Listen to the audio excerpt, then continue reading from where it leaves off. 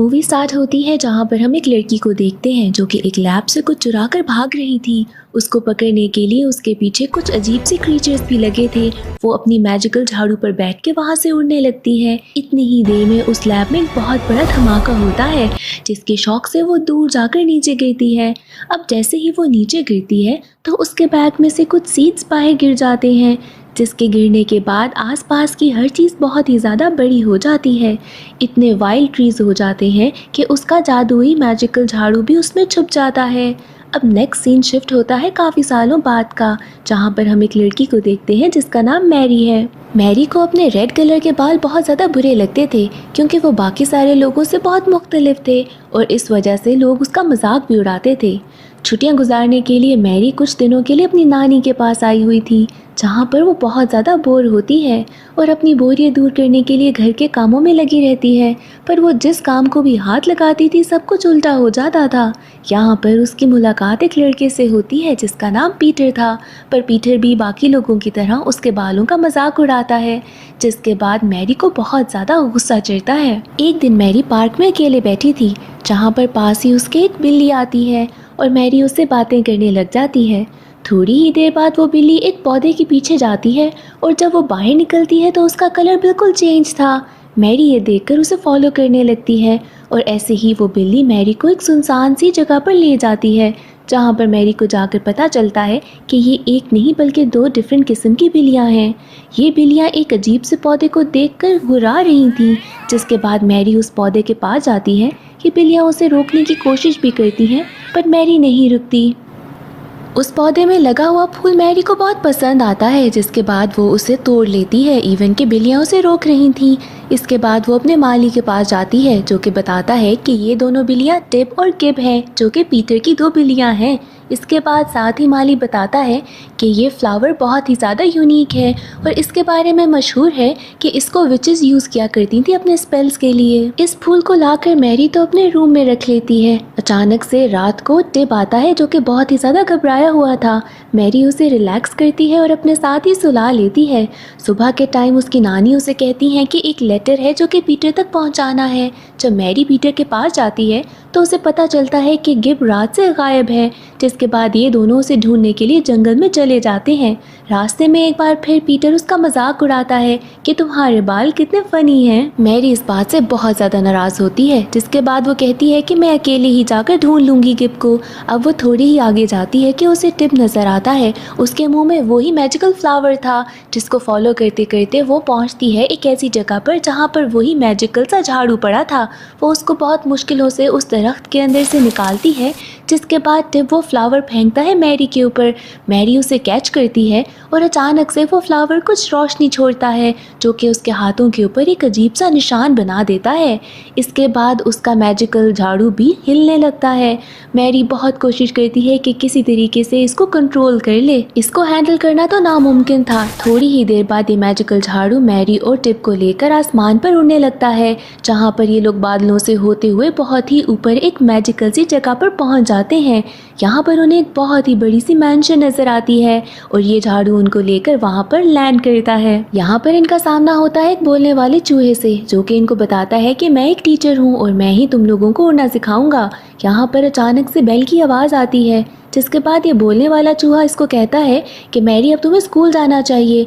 अब ये एक ख़तरनाक रास्ते से होते हुए एक बहुत ही बड़ी सी बिल्डिंग तक पहुंचते हैं, जहां पर वो चूहा बोलता है कि बस तुम्हें एक रूल को याद रखना है कि यहाँ पर अगर कोई आम इंसान आ गया तो प्रिंसिपल उसे चेंज करके किसी जानवर में बदल देंगी। ये मैजिक सिखाने वाला सबसे पुराना स्कूल था। इसके बाद अचानक से वहाँ का मेन गेट खुलता है और वो बोलने वाला चूहा कहता है कि मैं जा रहा हूँ, अब आगे का रास्ता तुम्हें प्रिंसिपल ही गाइड करके बताएंगी। मैरी भी काफ़ी कंफ्यूज थी और वो अंदर चली जाती है, जहाँ पर आगे एक फवारे में से एक इमेज से निकलती है। वो पूछती है मैरी से कि क्या तुम यहाँ की नई स्टूडेंट हो, और मैरी भी कन्फ्यूजन में कहती है कि हाँ मैं यहाँ की नई स्टूडेंट हूँ। इसके बाद वहाँ पानी में से प्रिंसिपल निकलती हैं और कहती हैं कि आओ मैं तुम्हें कैंपस का टूर देती हूँ। मैरी देखती है कि ये जगह कितनी ही अजीब है। अंदर जाने के बाद उसे और भी लोग नज़र आते हैं, जिसके बाद ये कुछ क्लाउड के ऊपर से सफारी करते हुए आगे के कैंपस का सफ़र करते हैं। प्रिंसिपल उसे बताती है कि यहाँ पर डिफरेंट किस्म के सब्जेक्ट्स पढ़ाए जाते हैं। यहाँ पर ये भी सिखाया जाता है कि कैसे मैजिकल झाड़ू पर सवारी की जाती है, साथ ही मैजिकल स्पोर्ट्स भी हैं और मैजिकल हिस्ट्री भी है। यहाँ पर स्टूडेंट्स अपनी मर्ज़ी का खाना भी खा सकते हैं। इसके बाद प्रिंसिपल मैरी से कहती है कि तुम यहाँ पर बहुत ही स्पेशल स्टूडेंट होगी, क्योंकि तुम्हारे हाथों पे निशान भी है और तुम्हारे बाल रेड भी हैं, और यहाँ की हिस्ट्री के अकॉर्डिंगली रेड बालों वाली विचेस बहुत ही ज़्यादा पावरफुल होती हैं। अब इसके बाद तो मैरी खुद पे बहुत ही ज़्यादा प्राउड फील करती है। पहली बार लाइफ में उसको अपने बाल अच्छे लग रहे थे। अब इसके बाद ये लोग एक क्लास में जाते हैं जहाँ पर लेक्चर हो रहा था केमिस्ट्री का। केमिस्ट्री के सर भी मैरी को देखकर बहुत ज़्यादा इम्प्रेस होते हैं। यहाँ क्लास में वो केमिस्ट्री और मैजिक को मिक्स करके सिखा रहे थे। इसके बाद वो मैरी और प्रिंसिपल के साथ एक स्पेशल क्लास में जाते हैं जहाँ पर कुछ स्टूडेंट्स थे और वो इनविजिबिलिटी स्पेल को प्रैक्टिस कर रहे थे। यहाँ पर टीचर मैरी से कहता है कि तुम भी मुझे अपना कारनामा दिखाओ कि तुम कितनी पावरफुल हो। अब इसी चक्कर में वो एक ग्लोब को पकड़ लेती है। बहुत ज़्यादा घबराने के बाद जब वो ग्लोब को पकड़ती है तो उसके हाथों के निशान उसे एक्टिवेट कर देते हैं और वो अचानक से गायब हो जाती है। पर इसके साथ ही वहाँ पर एक तूफान सा आ जाता है जिसमें टिप भी जाने लगा था, और अब टिप को बचाने के लिए मैरी उसमें से बाहर निकल आती है। सबको लगता है कि इतनी ज़्यादा पावर मैरी में उसके बालों की वजह से है, और मैरी तो अब क्लाउड 9 पर थी क्योंकि पहली दफ़ा उसे इतनी ज़्यादा रिकग्नाइजेशन मिल रही थी, और वो भी अपने बालों की वजह से। इसके बाद ये केमिस्ट्री टीचर प्रिंसिपल और मैरी को एक बेसमेंट में लेके जाता है जहाँ पर बहुत मुख्तलिफ किस्म के जानवर थे। प्रिंसिपल बताती है मैरी को कि कैसे ये टीचर चाह रहे हैं कि इनको मैजिकल क्रिएचर्स में चेंज कर दिया जाए, पर अब तक ऐसा कुछ भी नहीं हो पाया। अचानक से टिप मैरी से दूर होकर उस बेसमेंट में जाने लगता है, बट वो केमिस्ट्री टीचर उसे रोकता है और मैरी को बताता है कि अंदर बहुत ही खतरनाक क्रीचर्स हैं, तो अंदर जाना बिल्कुल भी अच्छा नहीं। अब इसके बाद प्रिंसिपल मैरी को अपने ऑफिस में लेके जाती हैं ताकि उसके एडमिशन फॉर्म को फिल कर दिया जाए। मैरी वहाँ ऑफिस में देखती है कि उसी फ्लावर की एक पेंटिंग बनी है। ये बुक बहुत ज़्यादा स्पेशल थी, इसमें दुनिया के सारे मैजिकल स्पेल्स लिखे थे। अचानक से प्रिंसिपल आती हैं और मैरी के मुंह से वो फ्लावर वाली बात निकल जाती है। यहाँ पर प्रिंसिपल बहुत ही ज़्यादा चौंक जाती हैं और मैरी से पूछती हैं कि क्या फ्लावर वो तुम्हारे पास है, तो मैरी कहती है कि नहीं, मेरे पास तो नहीं है। अब उसने वो बुक छुपा कर अपने बैग में रख ली थी क्योंकि प्रिंसिपल कहती हैं कि दिखाओ मुझे तुम्हारे हाथों में क्या है, पर उसके हाथों में तब कुछ नहीं था सिवाय उस एड्रेस के जो कि उसकी नानी ने उसे दिया था, और वो मैरी घबरा कर कहती है कि वो फ्लावर इसी एड्रेस पर मिलेंगे। प्रिंसिपल केमिस्ट्री टीचर के साथ मिलकर मैरी को बाहर तक छोड़ने के लिए आती है, जिसके बाद वो मैरी से कहती है कि तुम्हें एडमिशन फॉर्म भर कर वापस कल लेकर आना होगा। साथ ही वो बोलने वाला चूहा आता है और उसकी मैजिकल झाड़ू उसको दे देता है। प्रिंसिपल तो उस झाड़ू को फ़ौरन पहचान लेती है। इसके बाद मैरी टिप को उठाने लगती है, पर वो तो अपनी जगह से हिल ही नहीं रहा था। बहुत ही मुश्किलों के बाद मैरी टिप को लेकर वहाँ से चली जाती है। दूसरी तरफ प्रिंसिपल उस पेपर के ऊपर लिखे एड्रेस के ऊपर कोई मैजिकल स्पेल पढ़ती है और उसको उड़ा देती है। दूसरी तरफ हम देखते हैं कि मैरी की मैजिकल स्टिक की पावर्स अब बहुत ही ज़्यादा कम होने लगी थी और वो उसको आहिस्ता से ज़मीन पर उतार देती है। मैरी देखती है कि उसके हाथों के निशान भी अब गायब हो गए हैं, जिससे वो समझ जाती है कि उन फ्लावर्स का जादू कुछ देर के लिए ही था। अब वो अपने घर जाती है जहाँ पर उसकी नानी उसका इंतज़ार कर रही थी। मैरी सोचती है कि अब तो मैं दोबारा कभी भी उस जगह पर नहीं जाऊँगी। मैरी को कुछ अजीब सी आवाज़ें आती हैं। जब वो जाकर सुनती है तो पता चलता है कि माली आया है। वो नानी से कहता है कि पीटर कहीं पे भी मिल नहीं रहा और उसने हर जगह पर पीटर को ढूंढ लिया है। दूसरी तरफ टिप रूम में अचानक से घुराने लगता है। मैरी जब देखती है तो विंडो में से वही पेपर आ रहा था जिसके ऊपर प्रिंसिपल ने स्पेल किया था। उस पेपर में से प्रिंसिपल की इमेज निकलती है जो कि मैरी से कहती है कि मुझे तुम्हारी सच्चाई के बारे में पता चल गया है और पीटर मेरे कब्जे में है, और अगर तुम वो फ्लावर मेरे पास ना लेकर आई तो हम पीटर को शैतान में चेंज कर देंगे। अब मैरी को समझ आ गई थी कि ये सारी उसकी ही गलती है। वो फ्लावर्स पकड़ती है और निकलने की तैयारी करती है। मैरी वो फ्लावर पकड़ती है और उसको दोबारा से एक्टिवेट करती है, जिसके बाद वो टिप को लेकर निकल पड़ती है। थोड़ा शोर होता है जिसकी वजह से नानी की आंख भी खुल जाती है। वो मैरी को देखने के लिए जब जाती हैं तो उनको रास्ते में गिरा हुआ वो फ्लावर मिलता है, जिसको देखकर नानी बहुत ही ज़्यादा परेशान दिखाई देती हैं और हम सब समझ जाते हैं कि शायद वो कुछ जानती हैं जो हमें नहीं पता। मैरी वो फ्लावर लेकर प्रिंसिपल के पास पहुंचती है तो प्रिंसिपल उससे वो फ्लावर ले लेती है और उसको कैद करके बेसमेंट में डाल देती है। पता चलता है कि प्रिंसिपल उस केमिस्ट्री टीचर के साथ मिलकर सारे जानवरों और इंसानों को मैजिकल क्रीचर्स में चेंज करना चाहते हैं, पर अब तक उनका ये काम पूरा नहीं हो सका क्योंकि उनको इस फ्लावर की ज़रूरत थी। यहाँ पर केमिस्ट्री टीचर प्रिंसिपल से कहता है कि अब प्लान बिल्कुल ठीक चलेगा, सबसे पहले मैं पीटर को चेंज करके देखूंगा और अब कोई गड़बड़ नहीं होगी। मैरी बेसमेंट में से निकलने की कोशिश करती है पर उसके दरवाजे पर एक स्पेल था। यहाँ पर जब वो आसपास देखती है तो उसे बहुत से जानवर दिखाई देते हैं जिसके ऊपर वो ट्रांसफॉर्मेशन स्पेल किया गया था और वो कुछ अजीब से क्रीचर्स में चेंज हो गए थे। उसे यहाँ पर गिफ्ट भी मिलती है जो कि एक अजीब से क्रीचर में चेंज हो गई थी। यहाँ पर अचानक से पीटर आता है और मैरी उसे रो रो कर सॉरी कहती है। पीटर उसे रिलैक्स करता है और उसे बताता है कि हम सब मिलकर यहाँ से निकल जाएंगे। अब ऐसे ही सोचों में गुम थे कि अचानक से मैरी को वो बुक याद आती है जो कि अब तक उसके बैग में थी। वो बुक खोलती है और उसमें से एक ऐसा स्पेल ढूंढती है जो कि यहाँ के सारे स्पेल्स को अनडू कर दे। वो स्पेल के ऊपर हाथ रखती है और अचानक से वो काम कर जाता है। बेसमेंट में जितने भी सारे जानवर थे वो वापस अपने जैसे ही हो जाते हैं, यहाँ तक कि गिब भी वापस अपनी बिल्ली फॉर्म में आ जाता है। इसके बाद ये सब लोग यहाँ से भागने लगते हैं कि प्रिंसिपल को पता चल जाता है कि कोई गड़बड़ स्टार्ट हो गई है। जब वो वहाँ पहुँचती है तो देखती है हर कोई वहाँ से भाग रहा है, जिसके बाद प्रिंसिपल अपनी मैजिकल बुक लेने के लिए जाती है पर देखती है कि वो वहाँ पर थी ही नहीं और वो समझ आती है कि वो बुक भी अब मैरी के पास है।